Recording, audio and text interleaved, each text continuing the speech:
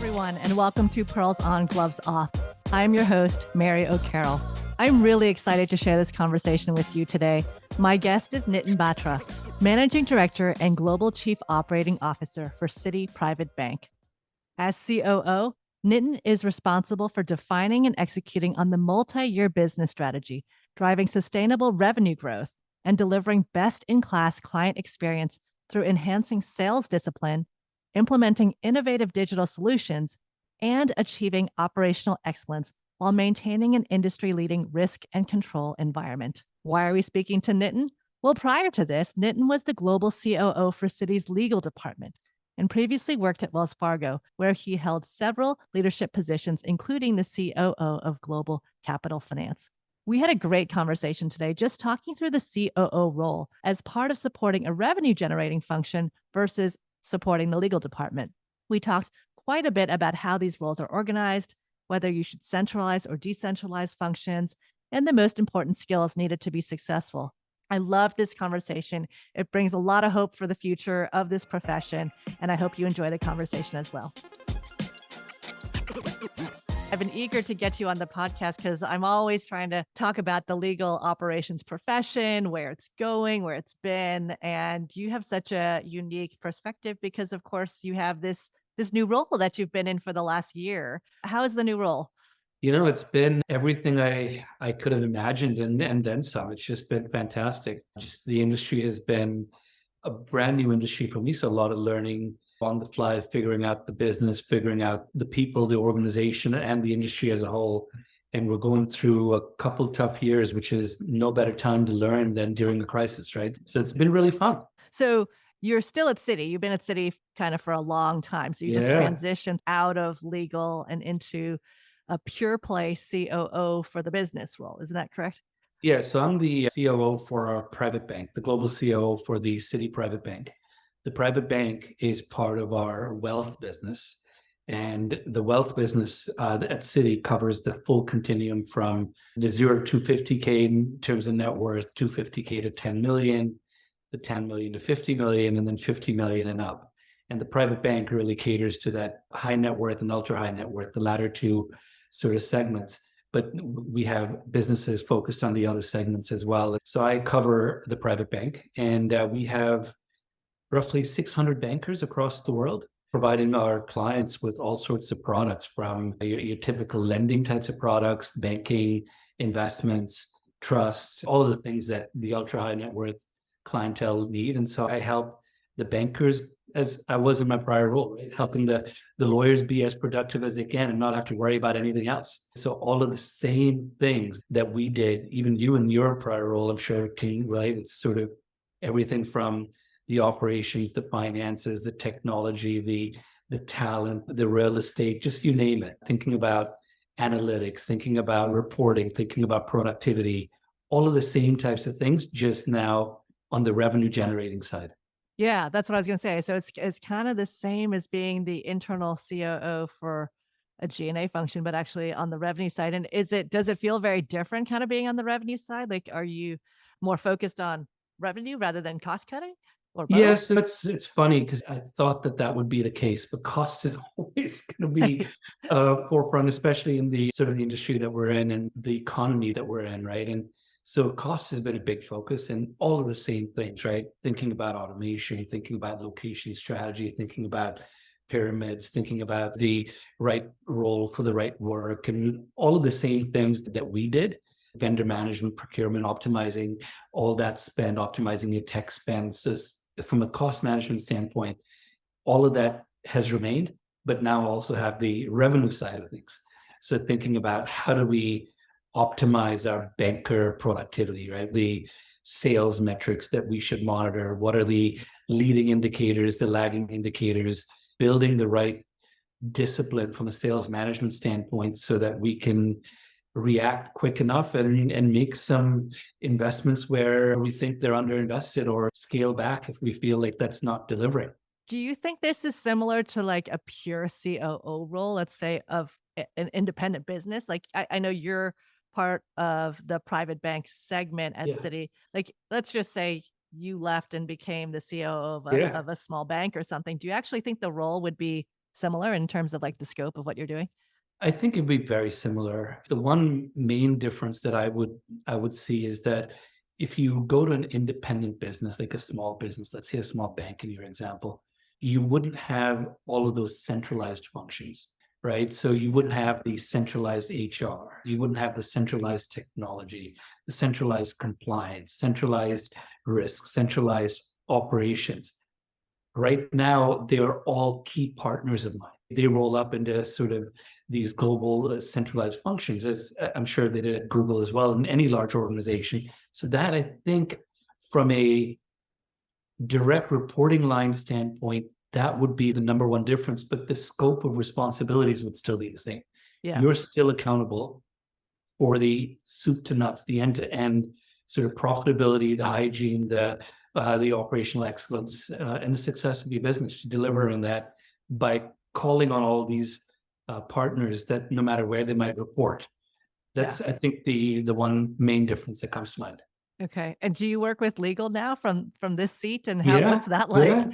Yeah, quite a bit. We finished LIBOR. That was a big sort of reg change initiative. So my colleagues, my old team that was implementing it, and I did a quick virtual toast when that finished. But we were going along with them for the journey because we had our own clients and documents and contracts and stuff to remediate. So we were sort of one of their many stakeholders. Now we're embarking on restructuring a whole another set of our loans for some type of treatment. Again, working with legal. And now I'm asking them questions like, did you get bids for this? Right?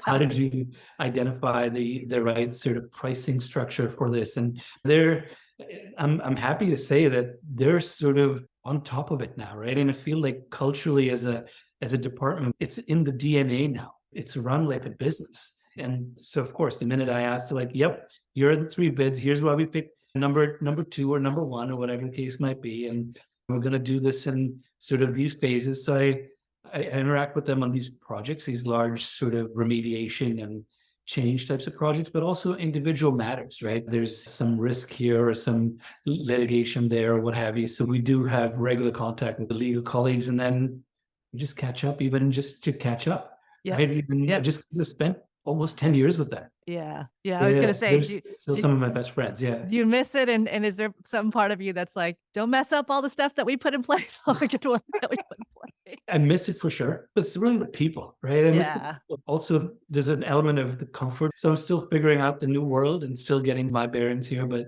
I definitely miss the people. I miss the culture. We've done some fantastic things. I still go back and check in on, hey, are we done? Did we go live with this? Remember? Yeah. It's interesting your comment on like the type of people and your personality types of trying something new or getting comfortable with like being really good at something. I think there's 2 different types of people, right? And I always kind of looked at that when I was hiring. There's like the people who once they've mastered something, they want to work on something new and like they're done with that. I got good at it. And then as a manager, I'm always like, but you're so good. Can you just stay doing that forever? And then there's the other people who actually really enjoy mastering something and do want to kind of stay there forever. Yeah. So now that I'm good at it, I'm going to be best at it. And I enjoy this, right? Yeah. Definitely have fond memories and still stay in touch with the legal colleagues. Yeah, that's great. I mean, it's kind of neat that you get to still be in the same environment. Were you actively kind of looking to leave your current role? Were you kind of itching to do something new, or what was the catalyst for you moving? Yeah, so it was not by no means an active search at all. It had been a great run. I had done some great things, had achieved everything that I set out to do.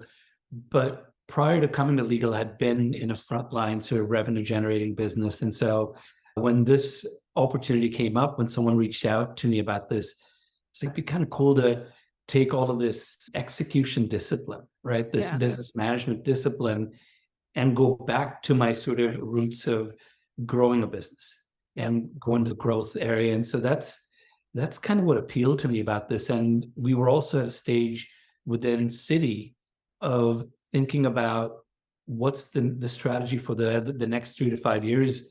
Where's the growth going to come from? And the private bank and wealth management was a key part of that strategy. So for me to be part of that growth engine and part of what's going to take us to where we are planning to go and have a small part to play in that was an exciting opportunity. How long were you in legal ops? I think 8 years. Yeah. 8 years old. Yeah, a Yeah. long time. Like a Yeah. true Yeah. industry veteran by the time you left. Even not counting the time that I was actually full time in there, I was consulting for the legal department in my prior role, right? So I was in a productivity strategy role internal to Citi my first 2 years at Yep. Citi. And I was decked against legal. And so that's how I got to know the general counsel and the team and get a appreciation for the opportunity within legal. And so I could count those years as well. That would be 10. That was my next question. Kind of like, how did you fall into the legal world from being outside of it? Yeah, because I came into Citi in a productivity role, which is basically a strategy and expense management role right after the financial crisis. And I Okay. was asked to sort of work with our global functions, Yep. G&A, as you call it, right? The global functions, legal, finance, HR were my main stakeholders and partners. And so I started working then with the general counsel who had come in just shortly right before that from a large AmLaw 20 firm as a managing partner. He had come in and he had known what a professional legal functioning department law firm looks like, how to manage it.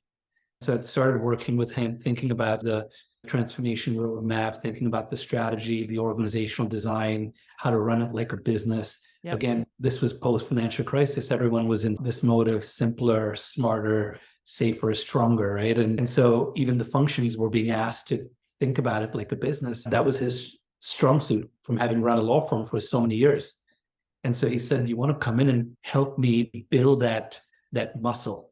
I was like, as a non-lawyer coming into the legal department, it didn't really make much sense to me in 2013, 2014, but I was like, sure, why not? Let's give it a try. Sure enough, within the first few months of coming in, you look around and you see there's a lot of people doing this just like you, right? I mean, this was early days. If you go back, this was before the days of clock and before the days of all of the big sort of legal ops wave. And a lot of our, I'm sure, mutual friends that were doing this were my guides into the role. Yeah. Well, I always give credit. I mean, there's so much credit given to the California tech companies that were early adopters.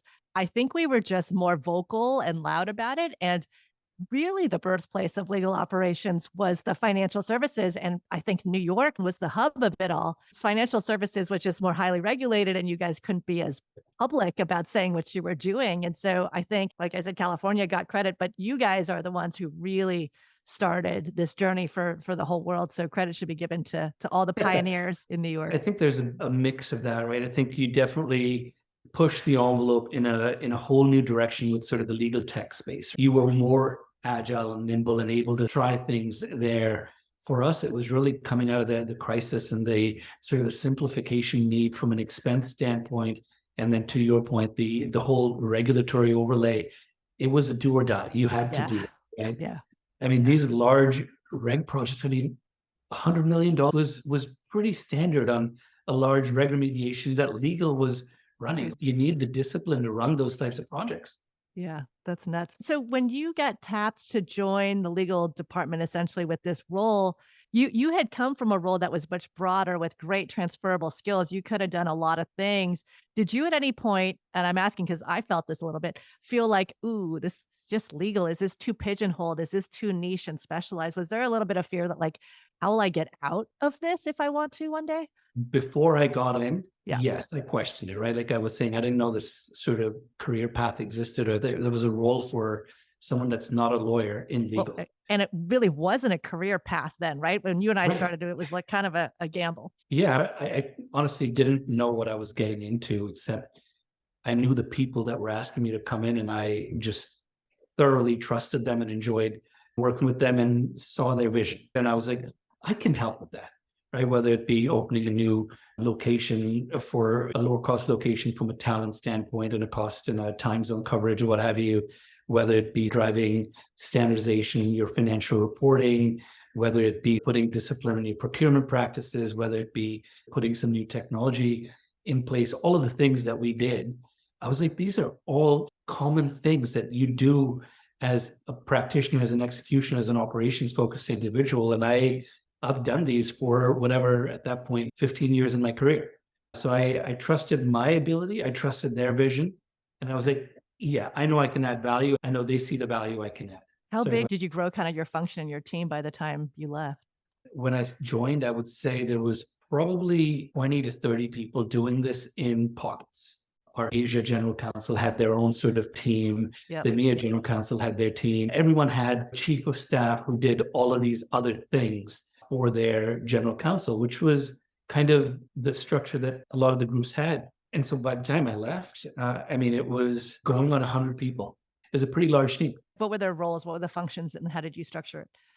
So the way I'd structured it, I had someone covering each region. So I had a sort of a very lean horizontal regional coverage.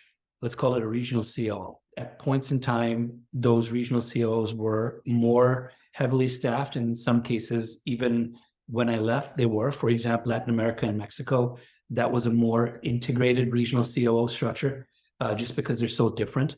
And some of the reg regime there, as well as the multiple jurisdictions that they had to cover. We needed that type of on the ground coverage there, but it was mostly aligned by global function expertise. So we had outside counsel management, innovation, finance and business management, we called it.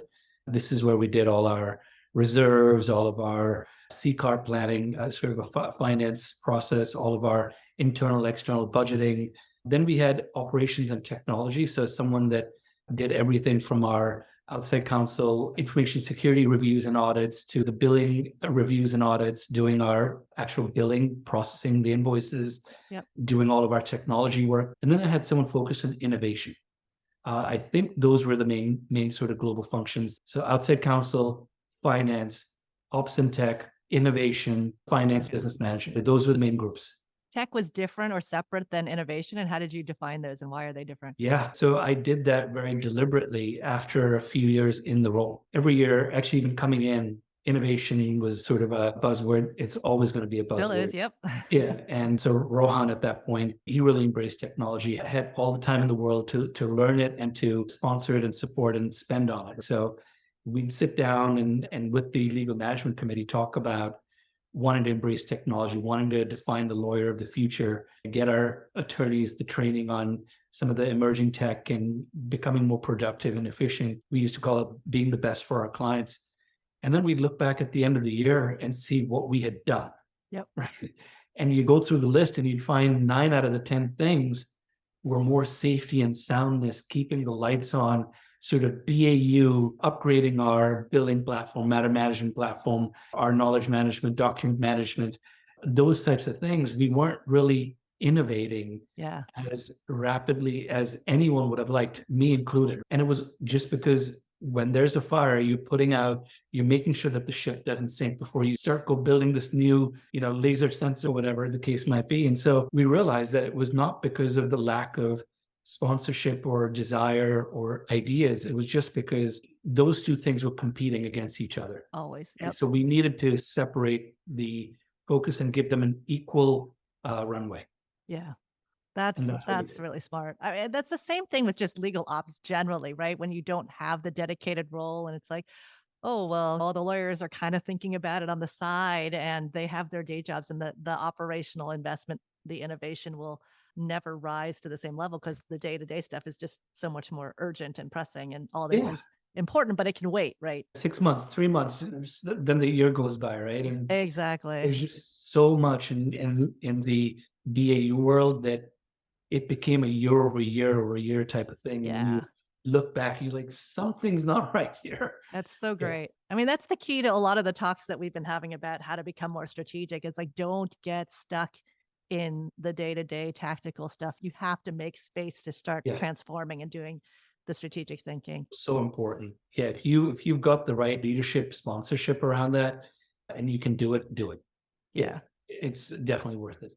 I want to go back to something you mentioned because it's another thing that's come up in a lot of conversations today, which is there's these large companies, let's say older companies as well, who have big legal departments, but they don't have an established specific operational role yet or COO role.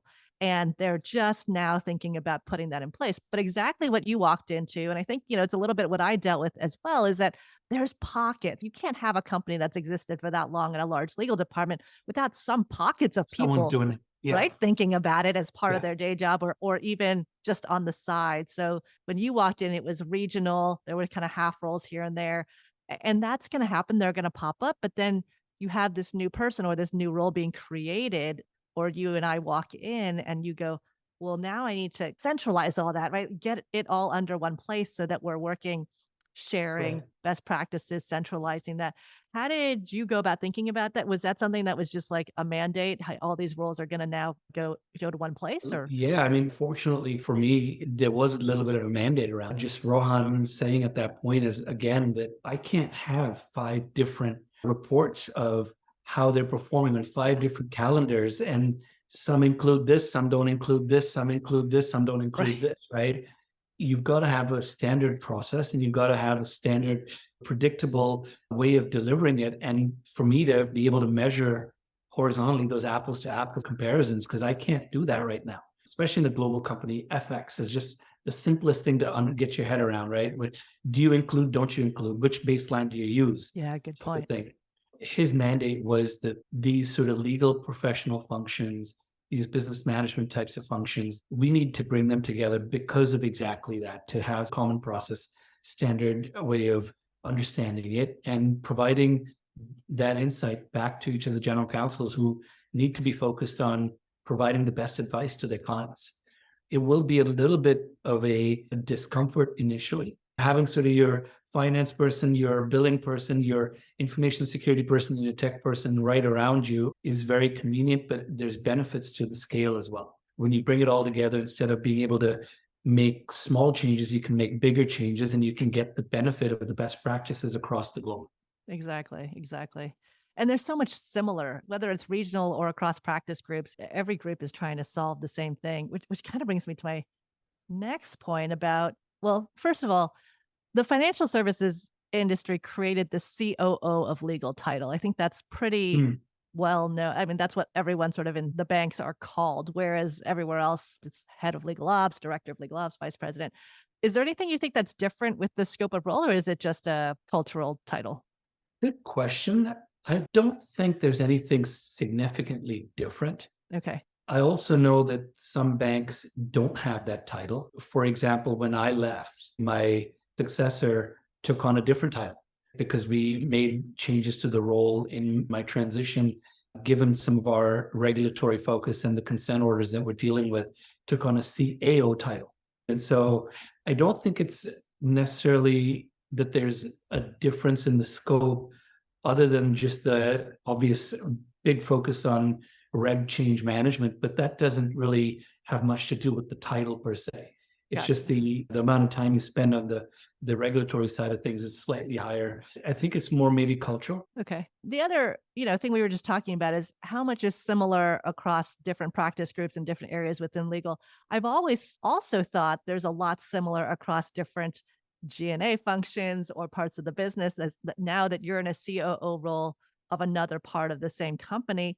Why do we not centralize? Why do we not talk to each other more? I remember reaching out to who was my counterpart of running operations and marketing and sales and finance and saying, hey, maybe we should all get together and share best practices. Cause like, don't you have the challenge with intake and measuring metrics? And don't you have the challenge with Right? documents and sharing them and permissions Case and management, right? workflow, right? All of that Yeah. stuff. Yeah. Assignment and what do you outsource and insource? And I never got much traction trying to pull that together. But kind of now that you've seen it from two different sides, is there an opportunity for that?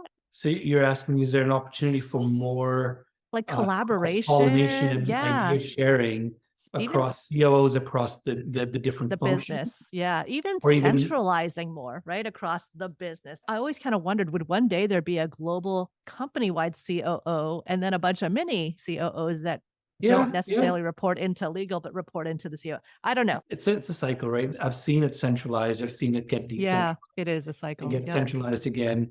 I think there are certain functions that can definitely be more centralized, more horizontally across different functions. So thinking about, I mean, just procurement management, right? Some of the discipline there. Now, as long as you don't end up with a one size fits all, because everyone's going to say buying legal services is very different than buying, Right. technology services, just as an example. but the capabilities from using the tools, using some of those processes are very similar. Yep. Same thing with the expense management, the finance management, same things, right? We're talking about the levels, we're talking about the locations, the spans, the layers, the Right. pyramids, all of the same types of practices. Could you apply that? One big one is project management. Project Yeah. management 101 is project management 101 everywhere. You need good project managers to execute on any big project. I think there are definitely opportunities to be more cross-pollinated with other functions and COO groups within a large organization. But then there's some that are very unique, cater to your particular client set or your particular industry that you focus on. Yeah. Thinking about tech platforms and thinking about processes and right sourcing in lower cost centers that the company has created, I've always thought like, wow, if you guys have a low cost center where you're hiring people, why can't we put some legal people there and make the most of it? Yeah. But there's just so many things as you learn, especially in a larger organization, what other groups are doing. We're not the first to be thinking about this stuff. Yeah, and some of the other organizations have taken that leap, right? If you look around, I do know of a few organizations that have quote unquote disbanded their COO organization within their function to be part of a broader COO organization, maybe across functions or businesses. Yeah. And this is another argument, by the way, general counsel and CLOs who say, how do I want to create this role? How do I hire someone? And I've often said maybe one of the easiest ways is actually look across your organization and see who exists in other ops teams. 100%. 100%, right? It's the same execution, business management focus and muscle that's very fungible and transferable. It's important, though, to be able to look at both sides of that, right? There are some transferable and shareable capabilities, but then Yep. there are some things unique that you need the agility on that makes sense to stay within the business. One example I would say in my mind that comes to top of mind is just the whole information security and the onboarding of new vendors and getting all of that stuff done, right? In law firms, you can't wait to They're get them different. onboarded in the same way that you can wait for a consulting firm or a tech partner, right? You need to be able to share data with them yesterday. Yeah. Having some type of carve out for that in your firm-wide policies and firm-wide standards around that is critical. Yeah. No, that's definitely true. And on the other hand, though, sometimes I think the hardest part of the role is navigating a large organization and figuring out how do I get things done? Who are the decision makers? What are the levers I need to pull in a company like Citi or in a company like Yeah. Google, which is going to be different. So from that perspective, like in your new role, you're probably able to hit the ground running a lot faster just because you know how to get stuff done within the organization already. It's still a lot of learning. There's still a lot of new players, right? 200,000 person organization. You're familiar with these large organizations. There's still a lot of new players and trying to figure out who does what. I just had a thought on the prior question, though, which you triggered. There's also value in having someone really close to the business and the function that cannot be overstated, as opposed to working through a utility. I'll just give you an example. Like if you were to centralize a particular function, subscription management, to manage your licenses to the LexisNexuses and the Bloombergs. You centralize it and it goes into a utility. And then do you lose that subject matter knowledge of the particular business, the particular industry that makes you so much more responsive and able to make more applicable decisions as opposed to using one size fits all Yeah. or getting in queue? Because the risk is legal being usually the smallest function in these large organizations would not necessarily get the time of day or priority to spend its tech budget on the things that are most important to it, right? It goes back to our conversation about innovation and BAU, and you always give priority to keeping the lights on. Once you do centralize, you have the risk that Yeah. you get deprioritized because there's bigger, more important things to do, Right. as well as having the person move too far away. I think that's the point that I wanted to make. So now coming to your question on being able to hit the ground running and knowing people, absolutely, there's a big part of that, 100%. But this is also a very different business and different organization. So I've had some learning to do there as well. What's kind of been the biggest surprise or biggest learning or knowledge gap that you see in the new role? Is it just kind of what the business is compared to what legal is, or is there something else? I would say that's probably been it. Just really learning the business, learning how we make money, what the different triggers are, both the micro and the macro, getting a true appreciation for how the business is going to react when the Fed makes a rate change. I didn't really have that appreciation till I got into this, right? Having an appreciation for how some of the decisions that our treasury department makes on the cost of capital, for example. I didn't really appreciate that fully till I got into the business. I knew there's an impact. I knew there's a linkage, Sure. but seeing it on the ground and being able to understand those linkages at the next level of detail has been the big part of the learning curve. And then coming into such a senior level role in a new area that you're not familiar with, like, were you intimidated and were you nervous? Tell me about 100%. that. 100%. I'm still the new kid on the block, still learning, going to every conversation that, hey, I know I've been here a little over a year, but you've been here 20 years. Yeah. Tell me how this really works. I'm fully aware of that sort of limitation that I know just a tiny bit of what needs to be known right now to be successful. So every day is just super exciting to pick that up and continue to grow that knowledge base. Yeah, but I'm sure you're doing amazing, and the reason I asked that is so many folks who wanna get into these roles then become intimidated, go, "Well, I've only worked on one part of it. I've never done the outside counsel bit. I've never done the tech bit." And my response is, nobody's done it all. Nobody knows 100%. everything. People get to be CEOs. They've never done it before. Everyone has to do it for the first time, right? 100%. I think that's spot on. I think you just got to trust. You have to trust in two things, just like I did when I made the transition into legal. Your ability from a core execution standpoint, right? Yes. The execution focus on being able to organize large amounts of information and get it done, the change management piece to be able to articulate not only what you need to do, but the why and the how you're going to get there, and the discipline to track the execution. So the problem solver piece, having that confidence that it'll take me a minute, but I'll listen. Yep. I've got enough confidence in my listening skills and ability to break down the problems into smaller parts and then try to solve those. This sort of facilitation stuff that, again, as any COO, you've got to drive consensus across multiple stakeholders. Each of them may have their way of doing it. And yeah, just sort of that grit, right? Bounce back after you make the Yes. mistake. That's Or absolutely. you failed. That doesn't mean it's the end of the road. Learn and bounce back. And having that confidence, I think, is all that it is. Yeah. No, you nailed it. It is the confidence, because I always say someone's tapped you for the role or somebody's hired you, so they all believe that you're the That's right. best person to do it. Like, don't you be the person who doesn't believe in you. Yeah. I mean, listen, everyone makes mistakes and trips, right? It's about how you get back up and learn from it. So yeah, I agree with you. Yeah. So Wholeheartedly. those things that you pointed out, figuring out what the problems are, going after it step by step, being a good listener in these various COO roles that you've had, what is kind of the most important skill set or training to be bringing to the table for success?